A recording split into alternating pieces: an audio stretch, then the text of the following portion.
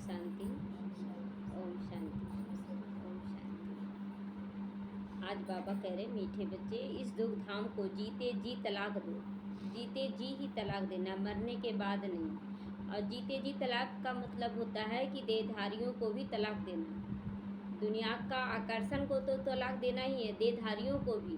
क्योंकि आज है कल नहीं रहेगा, आप रोएंगे पीटेंगे कि भगवान क्यों बुला लिया, उम्र ही क्या हुआ था।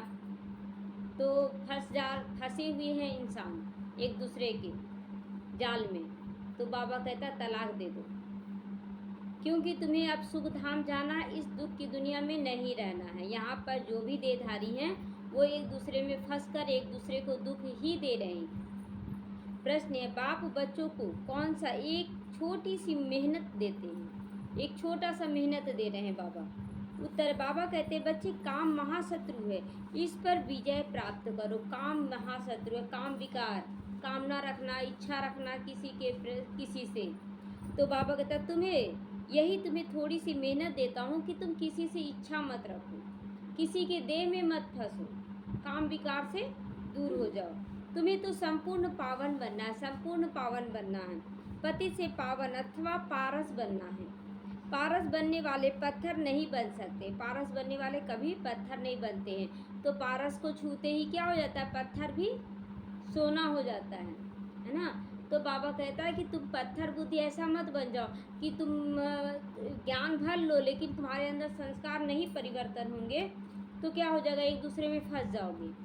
तो इसीलिए बाबा कहता है कि बच्चे फंसना नहीं है। बाबा तुम बच्चे अभी गुलगुल बना तो बाप तुम्हें नैनों पर बिठा कर साथ ले जाएंगे, गारंटी दे रहा है। अगर तुम यहाँ बन जाते हो गुलगुल, मतलब बहुत प्यारे फूल बन जाते हो, तो तुमको नैनों पे बिठा के मतलब बहुत अच्छे से बाबा ले जाएगा आपको। ओम शांति। रूहानी बाप रूहानी बच्चों को समझाती हैं। यह तो बच्चे जरूर समझते हैं कि हम ब्राह्मण ही हैं जो देवता बनेंगे, ये समझते हैं कि नहीं, देवता पर कौन बनेगा, बाबा के बच्चे बनेंगे। तो बाबा कहता है कि जो ब्राह्मण बनते, तो ब्राह्मण कौन बनते हैं, सब तो ब्राह्मण पूरी तरह से नहीं बनते, बाबा के बच्चे बन जाते लेकिन ब्राह्मण नहीं बनते। तो ब्राह्मण माना ब्रह्मा के आचरण में चलने वाला। अभी देखिए कि एक होता है ब्रह्म भोजन, ब्रह्म भोज बोलते हैं ना, कोई मरता है तो क्या बोलते हैं, ब्रह्म भोज है ना। और एक यहाँ पर हम लोग बोलते हैं ब्रह्मा भोजन, ब्रह्मा भोजन है आज। दोनों में अंतर क्या है, ब्रह्म भोज और ब्रह्मा भोजन में अंतर क्या है। वो केवल रहने के स्थान ब्रह्म को जानते हैं। हाँ, तो जो मतलब मर जाता है, कोई शरीर छोड़ देता, आत्मा बन जाता है, तब वो ब्रह्म भोज यानी कि ब्रह्म में लीन हो जाना समझते हैं, उसी के लिए भोज बनाते हैं। उसमें कोई पवित्रता अपवित्रता की बात नहीं होती है। लेकिन ब्रह्मा भोजन का मतलब होता है वो ब्राह्मण बनाएंगे वो भोजन जो ब्रह्मा के आचरण को धारण कर चुके हैं, जैसा ब्रह्मा बाबा वैसा उनके बच्चे, तो उसी को ब्राह्मण कहा जाता है, इसको ब्रह्मा भोजन कहा जाता है।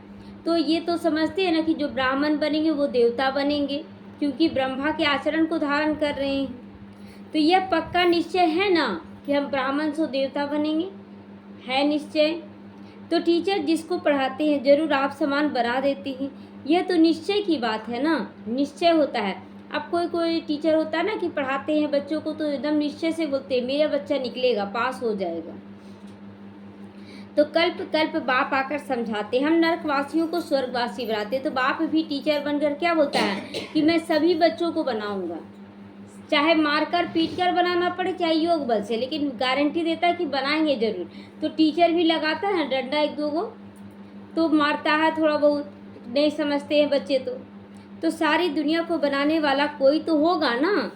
तो बाप स्वर्गवासी बनाते हैं, रावण नरकवासी बनाते हैं। इस समय है रावण राज्य, सत्युग में राम राज्य है। राम राज्य की स्थापना करने वाला है जरूर, रावण राज्य की स्थापना करने वाला भी जरूर कोई है, लेकिन दोनों ही दिखता नहीं है। बाबा कहता दोनों ही नहीं दिखता है। तो राम भगवान को कहा जाता, त्रेता वाले राम नहीं, भगवान नई दुनिया स्थापन करते, त्रेता वाले राम की चर्चा यहाँ नहीं हो रही है। राम मतलब परमात्मा राम। तो ज्ञान तो बहुत सहज है, कोई बड़ी बात नहीं है, परंतु पत्थर बुद्धि ऐसी है जो पारस बुद्धि होना ही असंभव समझते हैं। समझते ही नहीं, ज्ञान हमको नहीं समझ में आ रहा, नहीं आ रहा। ज्ञान समझ में आ रहा, जानते क्यों करते हैं? ताकि हमको धारण न करना पड़े। तो डायरेक्ट बोलते हैं हमको ज्ञान समझ में ही नहीं आ रहा है। तो नरकवासी से स्वर्गवासी बनने में मेहनत तो लगती है, क्योंकि माया का प्रभाव है। कितने बड़े बड़े मकान, कितने बड़े बड़े मकान 50 मंजिल 100 मंजिल के बनाते हैं। स्वर्ग में कोई इतनी मंजिल नहीं बनाए, क्योंकि वहाँ जनसंख्या ही इतना नहीं होगा, वहाँ पर तो बहुत थोड़े लोग रहेंगे। तो आजकल यहाँ ही बनाते, क्योंकि यहाँ जनसंख्या ज़्यादा हो गया है। तुम समझते हो सतयुग में ऐसे मकान नहीं होते जहाँ जैसे यहाँ बनाते हैं। सतयुग में ऐसा नहीं, वहाँ तो लंबा चौड़ा सोने का महल होगा, लेकिन 2 मंजिला भी नहीं होगा वहाँ। तो बाप खुद समझाते, इतना छोटा झाड़ सारे विश्व पर होता है। छोटा सा झाड़, सतयुगी झाड़ कितना छोटा होता है, और पूरे विश्व पर उसका राज्य होता है। तो वहाँ मंजिलें आदि बनाने की दरकार ही क्या? ज़्यादा मंजिल क्यों बनाते हैं लोग? ताकि घर रहने का नहीं है, कम ज़मीन है, चलो 2 floor 3rd floor 4th floor बनाते चले गए, ताकि रहने का स्थान बन सके। लेकिन वहाँ तो बहुत थोड़े मनुष्य हैं। बोलते ना कि महल के अंदर भी अगर आपको एक कमरे से दूसरे कमरे में जाना है तो पुष्पक विमान का ज़रूरत पड़ेगा, इतना दूर दूर रहेगा, इतना बड़ा रहेगा। तो ढेर के ढेर ज़मीन पड़ी रहती है वहाँ तो ज़मीन है ही, यहाँ तो ज़मीन है ही नहीं। इसीलिए ज़मीन का दाम भी देखो कितना बढ़ गया है, ज़मीन का दाम भी बढ़ गया है। वहाँ तो ज़मीन का भाव लगता ही नहीं, ना म्यूनसिपल टैक्स लगता है, आदि लगता है। जिसको जितनी ज़मीन चाहिए ले सकता है वहाँ पर। यहाँ पर टैक्स भी लगता है ना, और वहाँ कुछ नहीं लगता। वहाँ जो जितना ले सकता है, जितना, वहाँ तुमको सब सुख मिल जाते। सिर्फ एक बाप को इस नॉलेज से, एक बाप की इस नॉलेज से मिलेगा। लेकिन जो भी बाप को मानेंगे, बाप के ज्ञान को मानेंगे, वही वहाँ के अधिकारी बनेंगे। 100 मंजिल आदि जो बनाते हैं उनमें भी पैसे आदि लगते हैं ना, वैसे वहाँ पैसे आदि लगते ही नहीं। अर्थात धन जो रहता है, पैसे का कदर ही नहीं वहाँ रहता है। इतना ज़्यादा सोना पड़ा हुआ रहता है कि जैसे पत्थर उठाते हैं वहाँ पर सोना उठाएंगे तो कद्र क्या रहेगा, वहाँ इतना रहेगा। यहाँ नहीं मिलता तो सोना सोना करते हैं। ढेर पैसे होंगे तो क्या करेंगे, उसके पिछाड़ी थोड़ी भागेंगे कि और पैसा चाहिए। सोने हीरे मोतियों के महल आदि बना देते हैं। अभी तुम बच्चों को कितनी समझ मिली है। समझ और बेसमझ की बात है। जितना हम समझदार उतना भरपूरता, जितना हम बेसमझ उतना दुख, अशांति, बीमारी। तो सतो बुद्धि और तमो बुद्धि, क्या क्या उस दिन आया था? स्वच्छ बुद्धि और तुक्ष बुद्धि। आज आ रहा सतो बुद्धि और तमो बुद्धि, पारस बुद्धि और पत्थर बुद्धि। बोलते हैं 50 तरह का बुद्धि लिखे हैं एक भाई, पूरा मुरली से निकाल कर। तो एक एक चीज़ पे अटेंशन देंगे तो बाबा कितना तरह का चीज़ बताया है। सतो प्रधान स्वर्ग के मालिक, तमो प्रधान बुद्धि नरक के मालिक। यह तो स्वर्ग नहीं है स्वर्ग यहाँ पर, यहाँ स्वर्ग नहीं है, यह रौरव नरक है। बहुत दुखी है, इसीलिए पुकारते हैं हे भगवान को, तो फिर भूल जाते हैं। कितना माथा मारते, कॉन्फ्रेंस आदि करते हैं, एकता हो जाए, परंतु तुम बच्चे समझते हो ना कि आपस में मिल सकेगा लोग। यहाँ पर किसी कीमत पे नहीं मिलेगा। कितना भी स्लोगन याद कर ले, हिंदू मुस्लिम सिख ईसाई आपस में भाई भाई है ही नहीं, क्योंकि शरीर अलग है, धर्म अलग है, जात अलग है, कुछ नहीं हो सकता है। अब बाबा जब एक धर्म की स्थापना करता है तब फिर बाबा कहता है कि भाई भाई होगा। यह सारा झाड़ जड़ जड़ी भूत हो गया है, फिर नया झाड़ बनता है। तुम जानते हो कलयुग में सतयुग कैसे बनता है, कलयुग से सतयुग कैसे बनता है, ये हम जानते हैं। कलयुगी संस्कार को छोड़ते हैं, सतयुगी संस्कार धारण करते हैं। यह नॉलेज तुमको भी बाप देते हैं। सतयुगवासी सो फिर कलयुगवासी भी जरूर बनेंगे। तुम स्वर्ग संगमवासी बनकर सतयुगवासी बनते हो। हम लोग संगम पर आकर ही सतयुग में जाएंगे। और बाबा कहता है जो सतयुग में आया वो कलयुग में जरूर बनेंगे, लेकिन जो कलयुगी है सभी लोग, वो लोग सतयुगी नहीं बनेंगे जब तक संगम युगी नहीं बनेंगे। तो कहेंगे इतने सब सतयुग में जाएंगे क्या? जाएंगे सारे मनुष्य? सारे नहीं जाएंगे। नहीं, जो सच्ची सत्यनारायण की कथा सुनेंगे वही स्वर्ग में जाएंगे। सच्ची सत्यनारायण कथा, वो सत्यनारायण कथा में तो बनिया ये किया, राजा ये किया, लकड़हारा ये किया, कथा तो है ही नहीं उसमें। यहाँ पर कथा सुनाया जा रहा है कि क्या करनी करे कि नर से नारायण बन जाए। तो स्वर्ग में जाएंगे जो यहाँ कथा सुनेंगे, बाकी सभी शांति धाम में चले जाएंगे। दुख धाम तो होगा ही नहीं।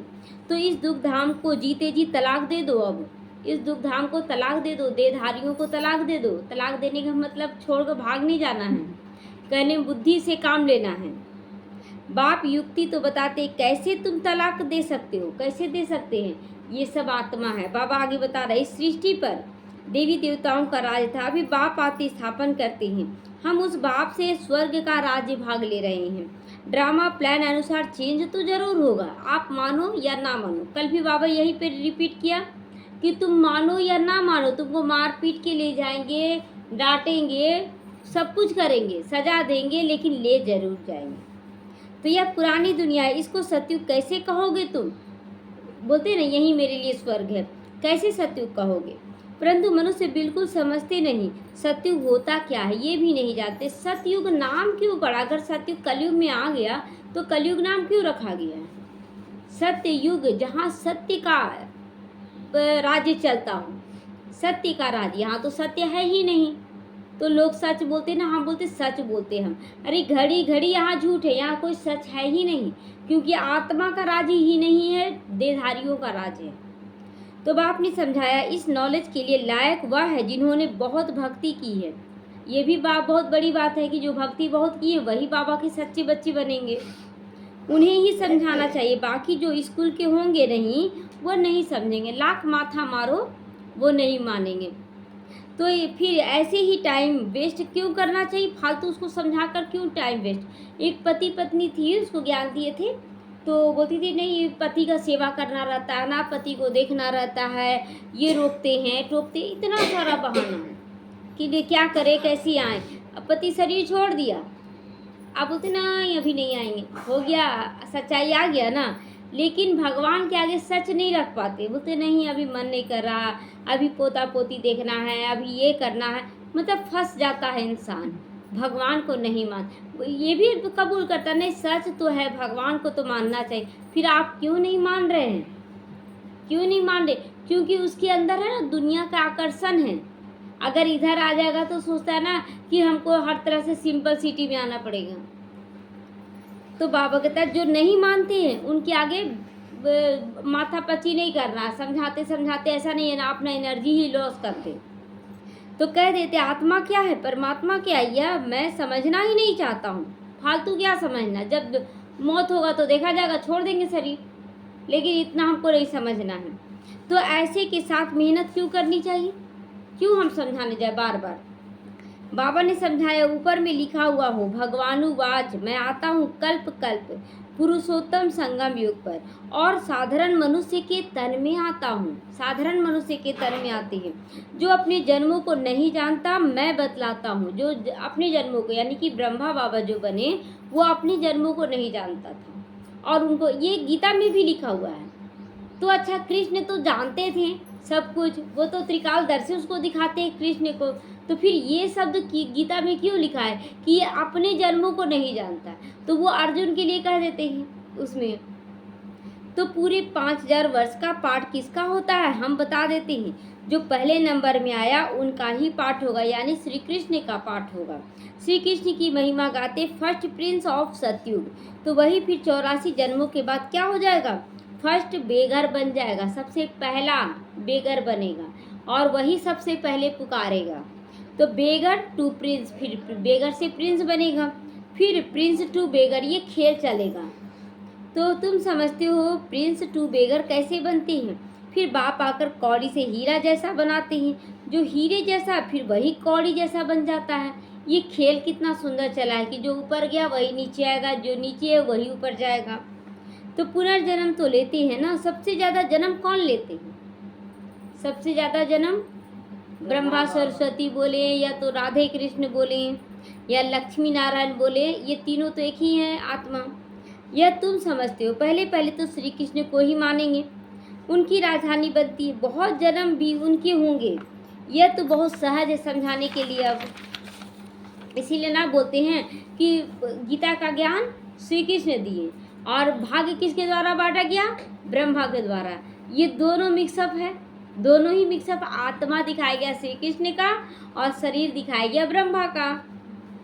पतित और पावन का खेल। परंतु मनुष्य इन बातों पर ध्यान भी नहीं देते हैं कि गीता का ज्ञान श्री कृष्ण ने दिया तो भाग्य ब्रह्मा क्यों बांटा, ये सब कोई नहीं बोलता है, इसमें नहीं जाएगा। लेकिन जो यहाँ पर हो रहा उस पर अटेंशन सबको जा रहा, ऐसा क्यों सब लोग पूछेंगे। तो बाप समझाते, वंडर खाते हैं ना, वंडर लगता है ऐसी बातें सुनकर। बाप एक्यूरेट बताते, फर्स्ट सो लास्ट, फर्स्ट हीरे जैसा, लास्ट कौड़ी जैसा। फर्स्ट कृष्ण की आत्मा हीरे जैसा, और वही आत्मा लास्ट बनती है ब्रह्मा के तन में आकर, तो वो कौड़ी जैसा बन जाती है। फिर हीरे जैसा बनना है, पावन बनना है। इसमें तकलीफ क्या है? पारलौकिक बाप ऑडियंस निकालते, काम महाशत्रु है। और क्या ऑर्डर देते हैं बाबा कि बच्चे काम महाशत्रु है, इसको जीतो, इन कामनाओं को जीत कर ही तुम जगत जीत बन सकते हो। तुम पतित किससे बने हो? यही काम विकार से, इच्छा रखते गए ना और पतित बनते चले गए विकार में जाने से।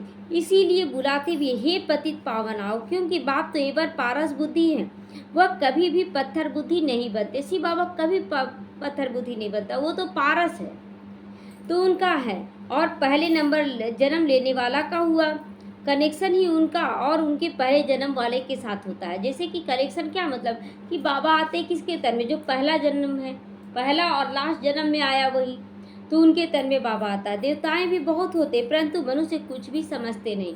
देवताएं टोटल कितने होते हैं? 33 करोड़। तो मनुष्य समझते नहीं कि वो देवी देवता हैं, लेकिन भगवान शब्द अलग क्यों किया गया है? तो क्रिश्चियन लोग कहते क्राइस्ट से 3000 वर्ष पहले पैराडाइज था, वह फिर पिछाड़ी को आए, तो ना तो उनकी ताकत है, उनसे ही सब सीखने जाते हैं, क्योंकि उन्हों की फ्रेश बुद्धि है। बाबा कहता है वही पिछाड़ी को आए हैं ना, तो उनकी ताकत रहती है। बाबा कहता है जैसे द्वापर में आए तो धर्म स्थापन का भी कार्य कौन करेंगे? उनके तन में द्वारा होगा जो देवी देवता थे, और उनके अंदर 8 कला होगा, बाकी के अंदर कोई कला नहीं होगा, तो इसीलिए उनका रिस्पेक्ट द्वापर में भी होगा। तो उनकी बुद्धि फ्रेश है, बुद्धि उन्हों की है, सतो रजो तमो में आते हैं। बाबा कहता उनकी है फ्रेश बुद्धि। अगला बुद्धि कौन सा आया? फ्रेश बुद्धि, है ना। तो बुद्धि भी उन्हों की है, सतो रजो तमो में आते हैं, बाबा के बच्चे ही।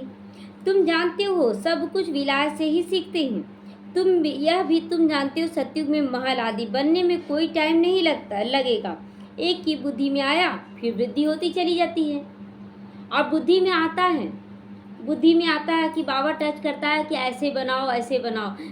एक बार क्या हुआ था ना, सोफा का कवर बनाना था, और 2 बार बनाए तो इधर नाप कर पार्ट काट के बनाए, तो एकदम बहुत मेहनत लगा। बोले बाबा ऐसा सोफा बेकार ले लिए, उससे अच्छा लेते लकड़ी वाला, इसका कवर बनाना पड़ा। अचानक बाबा को जब सौंपे ना कि नहीं आ रहा, तब फिर बाबा बोला अरे बच्ची, मिठाई का डब्बा कैसे होता है, कटिंग किया जाता है ना, ऐसे मोड़ दो, ये भी कवर वैसे ही बनेगा। बुद्धि में टच किया, बोले सही में ऐसे होगा, नापते हैं तो सेम निकल गया सही में। इधर से कटिंग किया तो ऐसे मोड़ दिए, इधर से कटिंग किया ऐसे मोड़, कोई मतलब एक ही कपड़ा में टोटल बन जाता है। तो बुद्धि में टच किया, बना के रेडी किए, तो ये बाबा सिखाता है। ये बाबा बुद्धि को टच करता है ना, तो अपने आप ये ज्ञान आने लग जाता है। तो फिर बाबा कहता है कि एक की भी बुद्धि में आया फिर वृद्धि को पा लेता है। मतलब कोई एक जाना कैसे बनाया जाता है, दूसरों को बताया, वो भी ऐसे बनाने लगा, फिर फैल गया बात। एक बनाकर फिर ढेर बनाते जाते हैं। बुद्धि में आ जाता है ना। साइंस वालों को बुद्धि तुम्हारे पास ऊंच हो जाती है, साइंस वालों की बुद्धि तुम्हारे पास ऊंच हो जाती है, साइंस वालों की बुद्धि तुम्हारे पास ऊंच हो जाती है। जैसे कि साइंस वाले भी आए, बाबा के बच्चे बन गए, तो उनके अंदर क्या हो गया, साइलेंस का भी शक्ति हो गया, साइंस का भी। तो साइंस वालों से भी ऊंचा जो बाबा के बच्चे साइंटिस्ट लोग बन जाते हैं, उनकी बुद्धि और ऊंची हो जाती है, झट महल बना देते। यही बुद्धि क्या जाएगा, सतयुग में जाएगा। जो साइंटिस्ट लोग हैं, जो बाबा के बच्चे हैं, वो जाएंगे बनाने के लिए महल ये सब। तो यहाँ मकान व मंदिर बनाने में 12 मास लग जाते हैं। वहाँ तो इंजीनियर आदि सब होशियार होते हैं, वहाँ पर इंजीनियर भी बहुत होशियार होते हैं। तो बाबा कहता वहाँ तो इंजीनियर आदि भी बहुत होशियार होते हैं। वह है गोल्डन एज। पत्थर आदि तो होंगे ही नहीं वहाँ पर। अभी तो तुम बैठे हो, ख्याल करते होगे कि हम पुराना शरीर छोड़कर कब जाएं, फिर घर में जाएंगे, फिर वहाँ से सतयुग में योग बल से जन्म लेंगे। योग बल का कमाल अभी से स्टार्ट हो गया है। अभी से योग बल से बच्चे पैदा हो रहे हैं। योग बल से पैदा हो रहे कैसे? हाँ, इंजेक्शन द्वारा जो हो रहा है ना, वो योग बल का ही अभी है। हाँ, पूरा वो योग बल नहीं कहेंगे उसको, लेकिन मतलब उसी का रूप धीरे धीरे बदली हो रहा है ना, विकार से तो नहीं हो रहा है, तो धीरे धीरे। लेकिन हाँ, इंजेक्शन भी लग रहा, और उसमें क्या है कि विकारी मनुष्य को सजा दिया जा रहा, बच्चे को तकलीफ नहीं दिया जा रहा है। तो बाबा कहता है कि देखो धीरे धीरे प्रोसेस हो रहा है, धीरे धीरे प्रोसेस हो रहा है। और जो सुई द्वारा बच्चे पैदा हो रहे हैं, वो बच्चे देवकुल की आत्मा होगी, क्योंकि उनका विकारों से जन्म नहीं होगा। एडवांस पार्टी, देवकुल की भी आत्मा उसको नहीं बोलेंगे, क्योंकि देवी देवता तो संपूर्ण योग से पैदा होंगे, वो एडवांस पार्टी होंगे। तो कब लगता है ना योग बल से जन्म ले, वहाँ जाएंगे, बच्चों को तो खुशी क्यों नहीं होती है? चिंतन क्यों नहीं चलता है तुम्हारा?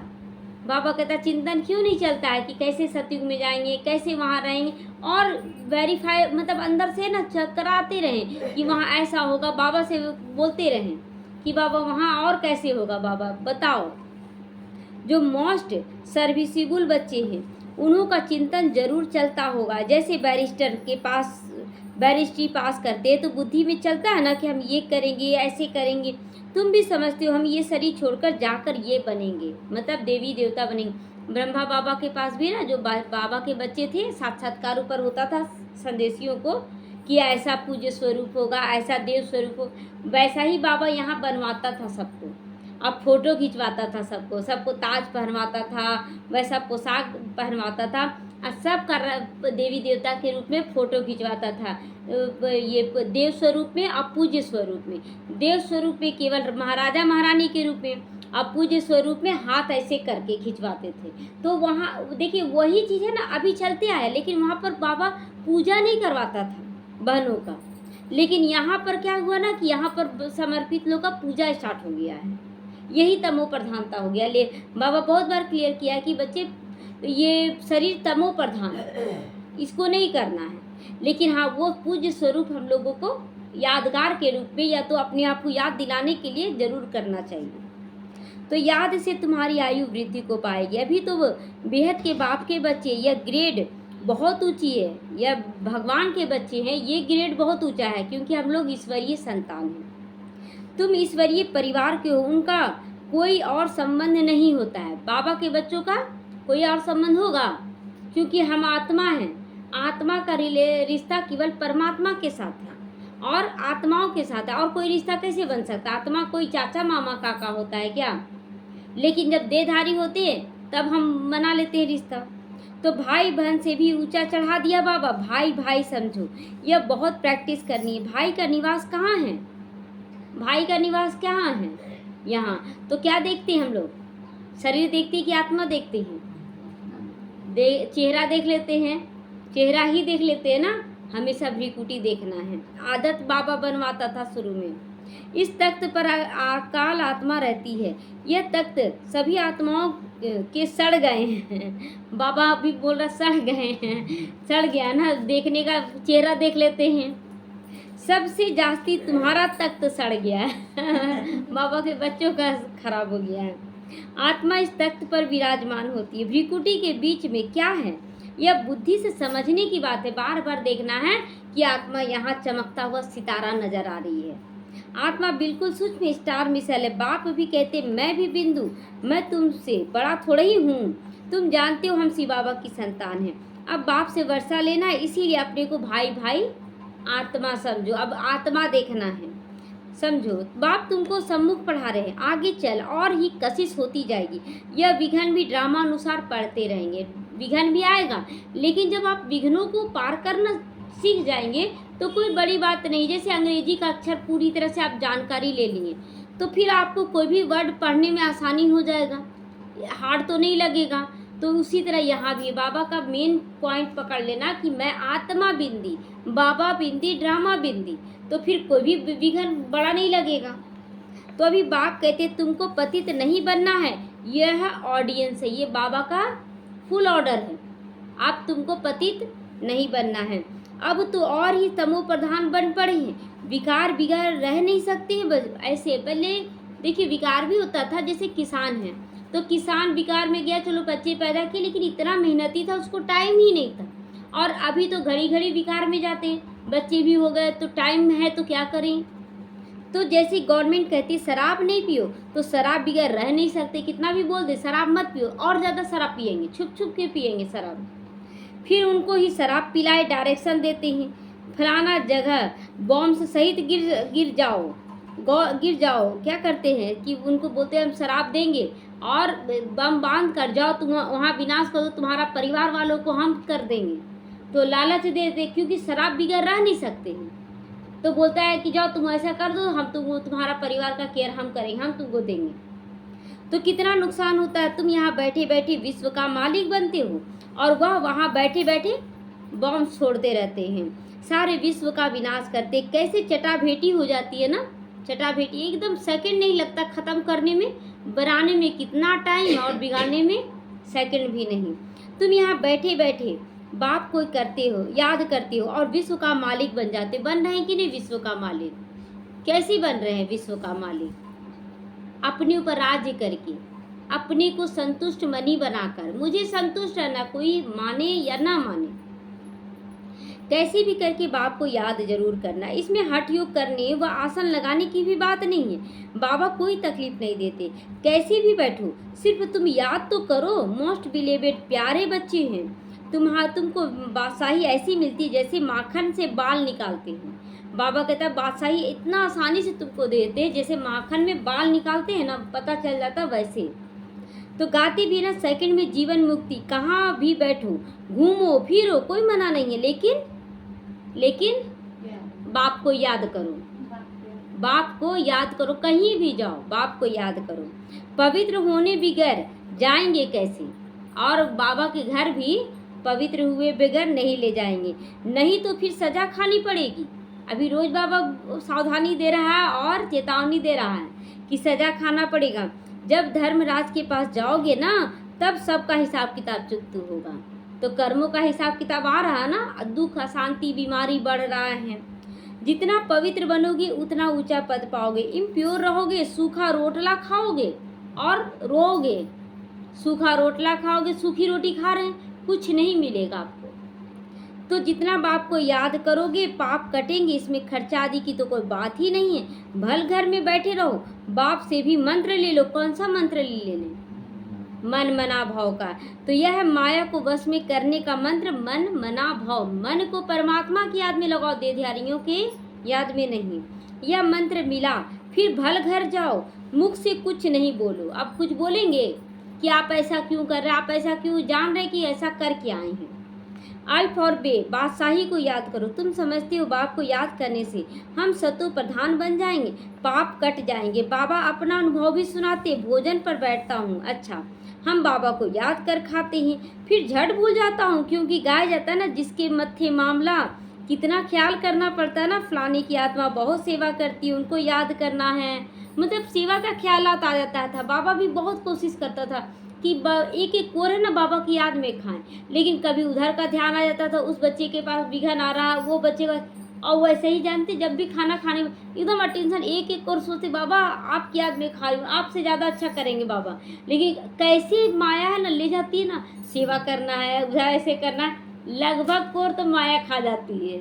तो बोलते इतना खाना खा रहे, ताकत कहाँ जा रहा है, कहाँ जाएगा। एक दो कोर तो बाबा की याद में खाते हैं। तो सर्विसिबल बच्चों को लेकिन बाबा बहुत प्यार करते हैं। तो बाबा ब्रह्मा बाबा को भी बहुत प्यार करता था, क्योंकि सर्विस का ख्याल चलता था, लौकिकता चीज़ नहीं चलता था कि हाँ लौकिक में बच्चों का क्या होगा, पोते पोती का, ये सब नहीं। तो इसीलिए बाबा प्यार भी करता है। तुमको भी कहते इस शरीर में जो आत्मा विराजमान है उनको याद करो। यहाँ तुम आते हो शिव बाबा के पास, बाप वहाँ से नीचे आए हैं परम धाम से, अब तुमको नीचे से ऊपर जाना है।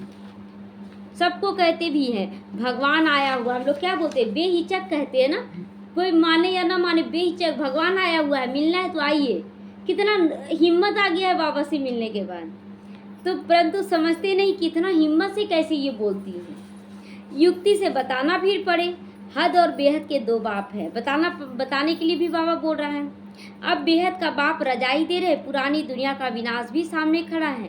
एक धर्म की स्थापना अनेक धर्मों की विनाश होती है। पति धर्म, पत्नी धर्म, पिता धर्म, कितना तरह का धर्म, हिंदू मुस्लिम सब खत्म, एक धर्म मैं आत्मा हूँ। तो बाप कहते माँ एकम याद करो, तुम्हारे पाप भस्म हो जाएंगे। यह योग अग्नि है जिससे तुम तमो प्रधान से सतो प्रधान बन जाओगे। यह तरीका बाप ने बता दिया है। तुम बच्चे जानते हो बाप सबको गुलगुल बनाकर नयनों पर बिठा कर ले जाते हैं।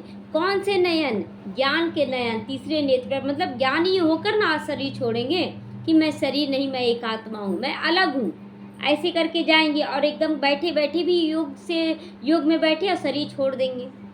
तो आत्माओं को बाबा ले जाते। समझते तो हो ना, समझते हो, जाना तो जरूर है। उनसे पहले क्यों ना हम बाप से वर्षा ले लें, ये दृढ़ निश्चय करना है।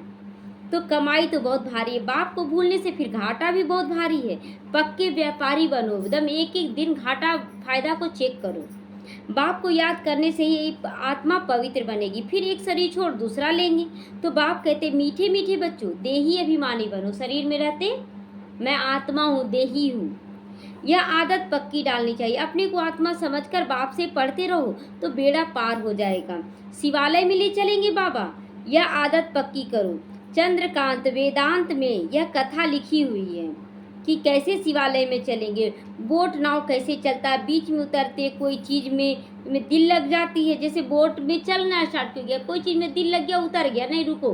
तो वैसे यहाँ पर भी क्या है, बाबा बैठाता है, लेकिन बच्चे क्या है, थोड़ा सा बाबा इधर ठीक कर लेते, थोड़ा ये कर लेते, रुकना हो जाता है। तो स्टीमर चला जाता है, फिर स्टीमर आगे चला गया। यह भक्ति मार्ग के शास्त्री भी बनेंगे, तुम फिर पढ़ोगे। फिर जब बाबा आएंगे तो ये सब छोड़ दोगे। बाप आते हैं सबको ले जाने के लिए, सबको ले जाएगा बाबा। तो हम लोग उतरेंगे, बोट से उतरना चाहते हैं क्या बाबा के? नहीं। भारत का उत्थान पतन कैसे होता है, कितना क्लियर है ना। यह सांवरा और गोरा बनता है, आत्मा ही सांवरा और गोरा बनती है। ब्रह्मा सो विष्णु, विष्णु सो ब्रह्मा। एक तो सिर्फ नहीं बनेगा, अब एक ही तो कृष्ण बनकर नहीं चला जाएगा ना, उसके साथ साथ परिवार वाले, प्रजा, दास दासी सब चाहिए ना, तो पूरा राजधानी तैयार होता है। यह सारी समझानी है श्री कृष्ण को भी समझानी है, गोरा और सांवरा की। स्वर्ग में जाते हैं तो नर्क को लात मारते हुए दिखाते हैं ना, एक हाथ में ऐसे स्वर्ग लिए हुए, अब पैर से लात मार रहे हैं। तो चित्र क्लियर बनना चाहिए। रजाई के चित्र भी तुम्हारे पास बनाए थे। अच्छा, मीठे मीठे सीखे लेते बच्चों प्रति माता पिता बाप दादा का याद प्यार और गुड मॉर्निंग। रूहानी बाप की रूहानी बच्चों को नमस्ते। हम रूहानी बच्चों की रूहानी माता पिता बाप दादा को याद प्यार, गुड मॉर्निंग और नमस्ते नमस्ते, शुक्रिया बाबा, शुक्रिया। धारणा के लिए आज मुख्य सार है, बाप के ऑडियंस को पालन करने के लिए हम आत्मा भाई भाई हैं, ब्रिकुटी के बीच हमारा निवास स्थान है। हम बेहद के बाप के बच्चे हैं, हमारा ये ईश्वरीय परिवार है, इस स्मृति में रहना, ये सब बाबा का फरमान है और हमें उस पर चलना है। देही अभिमानी बनने की रोज आदत डालो। मैं आत्मा हूँ, मैं आत्मा हूँ। शरीर में रोग हो गया, नहीं, शरीर से ज़्यादा 10 गुना मेरे अंदर ताकत है, मैं बिल्कुल स्वस्थ हूँ, ये ताकत भरना है। धर्मराज की सजाओं से अगर छूटना चाहते हो तो सब हिसाब किताब चुकतू करो। कोई गाली भी दे रहा तो चुकतू करो, नहीं तो बीमारी बहुत भारी आ जाएगा और बड़ा विघन आ जाएगा। इसलिए कोई कुछ भी कहे हमें सहन कर लेना है। माया के वश करने के लिए जो मंत्र मिला है, मन मना भाव, मन को केवल परमात्मा की याद में लगाना, कोई व्यर्थ नेगेटिव नहीं चलाना है। तो उनको याद रखते तब सतो प्रधान बन जाना है। वरदान आज का, बिंदी रूप में स्थित रहकर औरों को भी ड्रामा के बिंदी की स्मृति दिलाने वाले विघन विनाशक बनो। कोई भी आत्मा अपना दुख भरा कहानी सुनाती है, उसको ड्रामा का ज्ञान देकर उसको बिंदी बना देना है कि तुम आत्मा हो और पाठ बजाती आई हो, इसमें तुम्हारा दोष है। हम लोग तो लोग बोलते सबसे ज़्यादा पाप हम ही किए हैं। पाप वास्तव में देवी देवता ही सबसे ज़्यादा किए हैं, जो सबसे पहले आया है। तो जो बच्चे किसी भी बात में क्वेश्चन मार्क नहीं करते, सदा बिंदी रूप में स्थित रहकर कार्य करते हैं, तो औरों को भी ड्रामा की बिंदी की याद दिलाते हैं। उन्हें ही विघन विनाशक कहते, विघन समाप्त कर देते। जब आत्मा समझेंगे तो वह औरों को भी समर्थ बनाकर सफलता की मंजिल के समीप ले आते हैं। वह हद की सफलता की प्राप्ति को देखकर खुश नहीं होते, लेकिन बेहद की सफलता मूर्त बन जाते हैं। हद की सफलता क्या है? घर बन गया, बच्चे अच्छा से पढ़ लिख लिए, जॉब कर लिए, हद की सफलता क्या हो गया उससे? बेहद की सफलता जो पूरे विश्व की सेवा करने में आगे बढ़ते हैं, तो सदा एक रस एक श्रेष्ठ स्थिति में स्थित रहते हैं। वह अपनी सफलता की स्वस्थिति से असफलता को भी परिवर्तन कर देते हैं, अपनी स्वस्थिति से असफलता को भी सफलता में ले आती हैं। स्लोगन है, दुआएं लो दुआएं दो, तो बहुत जल्दी माया जीत बन जाओगे। मायावी दुनिया है ना, उसको जीतने के लिए दुआएं भी देना, दुआएं लेना भी, कभी बद्दुआ नहीं देना है। ओम शांति।